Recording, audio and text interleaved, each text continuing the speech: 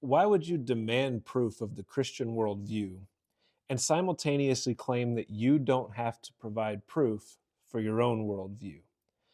That just seems a lot like a double standard. Further, it's intellectually dishonest.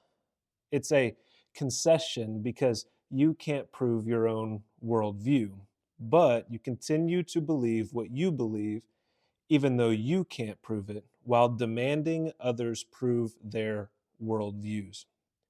If they can't, you treat them like they lack intelligence, even though you can't prove your worldview either. By your own standard, you are also unreasonable in the claims you are making. Are you not being a hypocrite in this matter?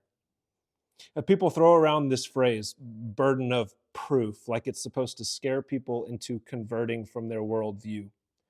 By demanding proof from someone else about metaphysical realities, we really miss the meaning of what proof is and actually devalue the scientific discipline.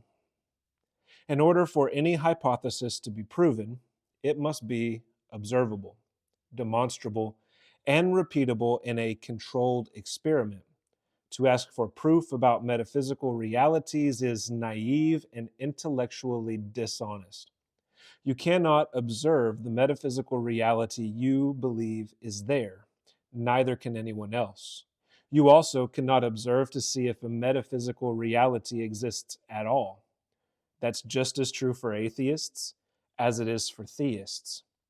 The intellectually honest position is to say we all believe what we believe about metaphysical realities by faith.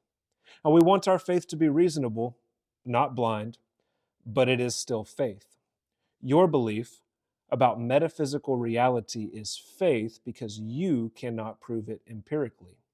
My belief about metaphysical reality is faith because I cannot prove it empirically. Our worldviews are the lenses through which we interpret evidence anyway. It is impossible to use evidence to try proving a worldview because whatever presuppositions we have from our worldviews actually determine how we see the evidence. We are all prone to confirmation bias. And so we seek to have reasonable faith through philosophical and theological conversation. I think Christian presuppositions actually lead people to do better science anyway.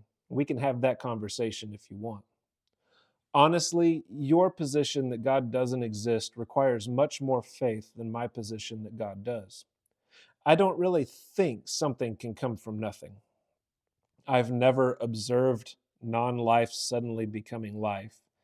I believe the scientific observation of entropy, that all things tend toward chaos, and yet there is order.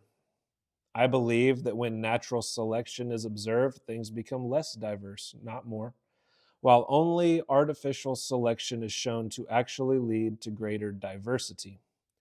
I don't see how ecosystems could develop one part at a time when they are so interdependent and suffer when one element is removed. The presuppositions of your position create too many problems when we do make plain observations.